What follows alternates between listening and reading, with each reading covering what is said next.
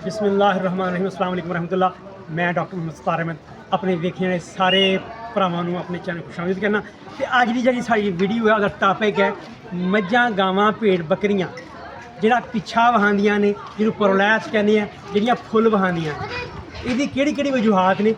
जिस करके जानवर थोड़ा जिहड़ा है वो ढिल मारदा, वो जोर मारदा, और जिस टाइम वो जोर मारदा फोसी करते हैं या पेशाब करते हैं तो नाल ही जिहड़ी है ढूंढरी जिन्होंने कहने या जी मक्कड़ है वो बाहर आ जाती है, या वह जो पेशाब वाला जो मसाना है यूरिनरी ब्लैडर जोड़ा है वह आना, या अंदर जो रिप्रोडक्टिव आर्म वजाइनो सर्वाइकल प्रोलैप्स या यूट्राइन प्रोलैप्स बच्चा दानी का बाहर आना। इहदियां चंद एक वजूहात ने। अगर सानू वो पता चल जाए कि जानवर किस वजह तो करके वो ढिल मारदा पिया, जोर मारदा पिया, फुल वहांदा पिया, वो जी मक्कड़ है वो भी बाहर आ जाती है। नंबर 1 जिहड़ा जानवर बच्चा देने तो, कुछ जानवर जिहड़े ने वो बच्चा देने तो पहला वहांदे ने, और कुछ जानवर ऐसे ने वो बच्चा दे दी, बच्चा ने डिलीवर कर देता है, पैदाइश हो गई है, लेकिन फिर भी जोर मारते पे। नंबर 1 ये जेनेटिक प्रॉब्लम भी है, विरासती है। अगर वो नानी पड़नानी वो पिछों आ रहा है ये मसला, यदा मतलब है अगली नस्लों के भी ये बीमारी जाएगी। तो तुसीं उहो जिहा जानवर परचेज नहीं करना। वो मझ गां जे तुहाडे कोल हर सूए वो काम करती है, यदा मतलब है इहो जानवर नूं तुसीं नहीं रखना, क्योंकि अगर तुसीं रखोगे अगों जिवें जिवें कट्टियां कट्टे देगी अगली नस्ल च ये ट्रांसफर होणगे, वो अगली सारी जिहड़ियां उहदी पीढ़ी जिहड़ी है उहदे विच मसला आएगा। नंबर 2 ये मसला तां आंदा है जे जानवर सोया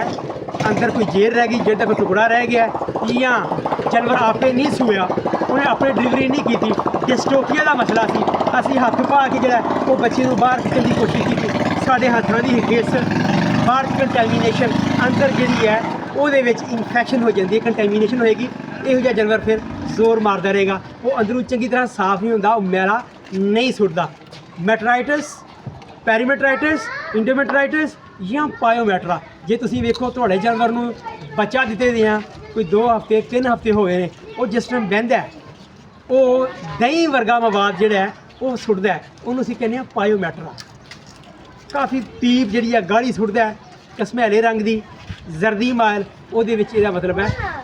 बच्चा दाने च हुण वो इन्फैक्शन हो गई है, अंदर रेशा जिहड़ा है पीप जिहड़ी है वो रिटेन कर गई है, और बच्चा दानी जिस टाइम बच्चा बाहर आ गया सी 4-5 दिनों तो बाद वही जिहड़ी एडी वड्डी बच्चा दानी सी हुण ऐसा जिहड़ी है वो सुकड़ना शुरू हो जाती है, और नॉर्मल पोजीशन ते जिहड़ी है वो आ जाती है। लेकिन जिहड़ा जानवर अंदरों इन्फैक्शन तो मुतासर होएगा, अंदर जिहड़ा गंद होएगा, इहो जिहे जानवर की बच्चा दानी सुजी रहिंदी है, तो वो जानवर मुसलसल तकलीफ इरीटेशन जिहड़ी है वो हुंदी है, जानवर फिर वो पिछा मारदा, नाल यूट्रस की इन्फैक्शन होएगी तो नाल सिस्टाइटिस भी हो जाएगी, जिहड़ा उहदा मसाना है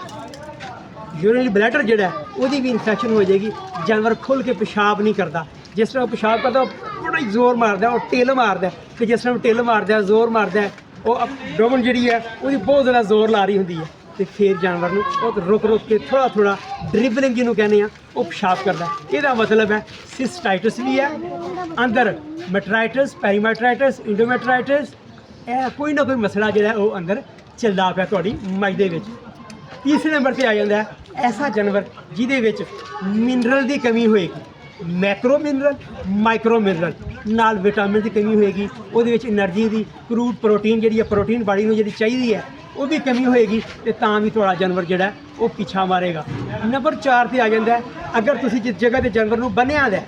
जिथे जानवर खलोता है, कोई जगह उच्ची है कोई नीवी है, थले रोड़े लगे दे ने, उच्ची नीवी जगह,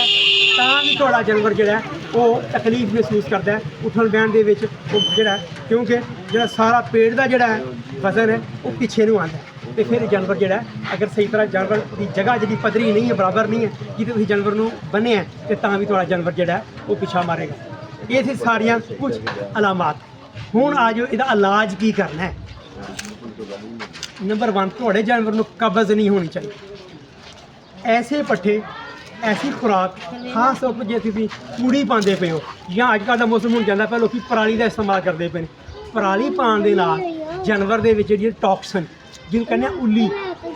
वो टॉक्सिन जहरीले मादे जिहड़े ने वो ज़्यादा जाते पे ने।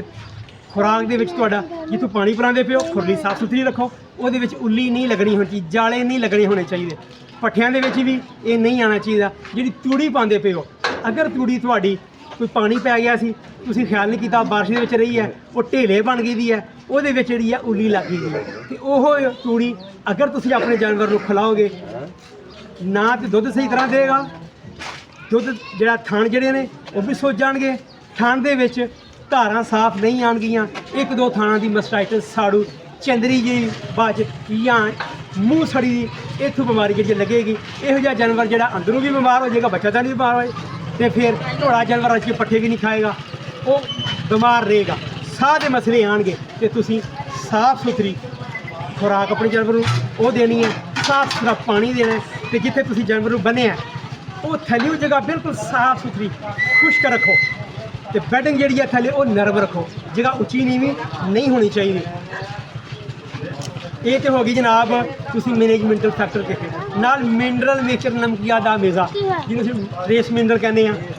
ਜੋ ਮਿਨਰਲ ਮਿਕਸਚਰ ਆਉਂਦਾ ਪਿਆ ਹਰ ਰੋਜ਼, ਜਿਹੜੀ ਤੁਹਾਡੀ ਮੱਝ ਕਹਿੰਦੀ ਹੋ ਕਿ 15-20 ਦਿਨ ਹੋਏ ਸੂਈ ਨੂੰ, ਉਹਨੂੰ ਤੁਸੀਂ ਇਹਦਾ ਜਿਹੜਾ ਇਸਤੇਮਾਲ ਯਕੀਨੀ ਬਣਾਓ। ਮਿਨਰਲ ਮਿਕਸਚਰ ਦਾ 100 ਗ੍ਰਾਮ, 50 ਗ੍ਰਾਮ ਸੁਬਾਹ, 50 ਗ੍ਰਾਮ ਸ਼ਾਮ ਦਿਓ। ਉਹਨੂੰ ਅਨਾਜ ਉਹਦੇ ਵਿੱਚ 1.25 ਕਿਲੋ ਤੁਸੀਂ ਦਲੀਆ ਪਾਉਣਾ, ਮਕਈ ਦਾ 1.25 ਕਿਲੋ ਵਿੱਚ ਪਾਉਣਾ ਤੁਸੀਂ ਆਪਣਾ ਕਣਕ ਦਾ ਦਲੀਆ, ਉਹਦੇ ਵਿੱਚ ਥੋੜਾ ਇੱਕ ਪਾ ਲਓ, ਜਾਂ ਚਨੇ ਦੀ ਚੂਰੀ ਪਾ ਲਓ, ਜਾਂ ਤੁਸੀਂ ਜਿਹੜਾ ਦੂਸਰੀ ਜਿਹੜੀ ਆਉਂਦੀ ਪਈ ਹੈ ਸੌਰਗਮ ਜਿਹੜੀ ਹੈ ਚਰੀ ਦੇ ਬੀਜ ਨੇ, ਜਾਂ ਬਾਜਰਾ ਅਨਾਜ ਉਹ ਪਾਓ, ਨਾਲ ਖਾਲ ਦਾ ਕਿਲੋ 1.5 ਕਿਲੋ ਉਹ ਪਾਓ, ਨਾਲ ਤੁਸੀਂ ਸ਼ੱਕਰ, ਜਾਂ ਹੁਣ ਮੌਸਮ ਚੇਂਜ ਹੋ ਗਿਆ ਤੁਸੀਂ ਆਪਣੇ ਜਾਨਵਰ ਨੂੰ ਗੁੜ ਜਿਹੜੀ ਹੈ ਗੁੜ ਦਾ ਲਾਜ਼ਮੀ ਇਸਤੇਮਾਲ ਕਰੋ, ਤੇ ਤੁਹਾਡਾ ਜਾਨਵਰ ਇਨਸ਼ਾਅੱਲਾ ਸਿਹਤਮੰਦ ਰਹੇਗਾ। ਲੇਕਿਨ ਦਿਨ 'ਚ 3 ਤੋਂ 4 ਵਾਰੀ ਪਾਣੀ ਜਾਨਵਰ ਨੂੰ ਤੁਸੀਂ ਰੱਜ ਕੇ ਪਿਲਾਉਣਾ, ਸਾਫ਼ ਸੁਥਰਾ ਜਗ੍ਹਾ ਰੱਖੋ। ਤੇ ਜੇ ਤੁਸੀਂ ਇਹ ਮਸਲਾ ਮਹਿਸੂਸ ਕਰਦੇ ਜੇ ਜਾਨਵਰ ਢਿੱਲ ਮਾਰਦਾ ਪਿਆ, ਨਾਲ ਤੁਸੀਂ ਉਹਨੂੰ ਇੱਕ ਖੁਰਾਕ ਚੰਗੀ ਦਿਓ, ਮਿਨਰਲ ਮਿਕਸਚਰ ਇਸਤੇਮਾਲ ਕਰੋ, ਜਿਹੜਾ ਮਿੱਠਾ ਸੋਡਾ ਹੈ ਜਾਂ ਠੀਕਰੀ ਨਿਸ਼ਾਦਰ, ਸਭ ਤੋਂ ਐਕਸੀਲੈਂਟ ਜਿਹੜਾ ਠੀਕਰੀ ਨਿਸ਼ਾਦਰ ਹੈ, ਇੱਕ ਤੇ ਜਾਨਵਰ ਖੁੱਲ੍ਹ ਕੇ ਪਿਸ਼ਾਬ ਕਰੇਗਾ, ਜੇ ਪਿਸ਼ਾਬ ਦੀ ਰੁਕਾਵਟ ਹੈ ਉਹ ਵੀ ਦੂਰ ਹੋ ਜਾਏਗੀ। ਤੇ ਸਿਰਫ 50 ਰੁਪਏ ਦਾ ਤੁਸੀਂ ਠੀਕਰੀ ਨਿਸ਼ਾਦਰ ਲੈ ਲਓ, ਹਰ ਰੋਜ਼ ਉਹਨੂੰ 25 ਗ੍ਰਾਮ ਤੁਸੀਂ ਉਹਨੂੰ ਖਵਾ ਦਿਓ, ਉਹਨੂੰ ਤੁਸੀਂ ਪਿਲਾ ਦਿਓ, ਜੇ ਵੰਡ 'ਚ ਭਾਵੇਂ ਮਿਕਸ ਕਰ ਦਿਓ, ਜੋ ਸਹਿਮਤ ਦਸੀਆਂ ਨਾਲ ਟੌਕਸਿਨ ਬਾਈਂਡਰ ਦਾ ਤੁਸੀਂ ਇਸਤੇਮਾਲ ਕਰੋ, ਤੇ ਤੁਹਾਡਾ ਜਾਨਵਰ ਸਿਹਤਮੰਦ ਵੀ ਰਹੇਗਾ, ਤੁਹਾਨੂੰ ਦੁੱਧ ਵੀ ਦੇਗਾ। ਠੀਕ 2 ਮਹੀਨੇ ਬਾਅਦ ਉਹ ਕਹੇਗਾ ਭਾਜੀ ਹੁਣ ਮੈਂ ਗਰਮੀ 'ਚ ਵੀ ਆਵਾਂ, ਉਹ ਵੇਵ 'ਚ ਆਏਗਾ, ਦੁਬਾਰਾ ਗੱਭਣ ਵੀ ਹੋ ਜਾਏਗਾ, ਤੇ ਤੁਹਾਨੂੰ ਹੋਰ ਕੀ ਚਾਹੀਦਾ। ਤੇ ਹੁਣ ਇਹਦਾ ਅਸੀਂ ਕਰਨਾ ਜਨਾਬ, ਇਹ ਜਿਹੜੀ ਸ਼ਰਾਦੀ ਹੈ ਇਹਨੂੰ ਮਾਸ਼ਾਅੱਲਾ ਅੱਜ ਹੋ ਗਏ ਨੇ ਜੀ ਪੂਰੇ 2 ਹਫ਼ਤੇ ਹੋ ਗਏ ਨੇ, ਲੇਕਿਨ ਇਹਦਾ ਮਾਲਕ ਕਾਫੀ ਪਰੇਸ਼ਾਨ ਹੈ। ਉਹ ਕਹਿੰਦਾ ਪਹਿਲਾਂ ਵੀ ਪਿੱਛਾ ਵਹਾਉਂਦੀ ਸੀ, ਫੁੱਲ ਵਹਾਉਂਦੀ ਸੀ, ਜਿਸ ਟਾਈਮ ਇਹ ਪਿਸ਼ਾਬ ਕਰਦੀ ਹੈ ਜਾਂ ਗੋਹਾ ਕਰਦੀ ਹੈ ਤਾਂ ਬੜਾ ਢਿੱਲ ਮਾਰਦੀ ਹੈ, ਤੇ ਇਹਦੇ ਵਾਸਤੇ ਤੁਹਾਨੂੰ ਦੱਸਿਆ ਜਿਹੜੀਆਂ ਗੱਲਾਂ ਉਹਦੇ ਤੁਸੀਂ ਅਮਲ ਕਰਨਾ ਹੈ। ਐਂਟੀਬਾਇਓਟਿਕ ਅਸੀਂ ਲਵਾਂਗੇ,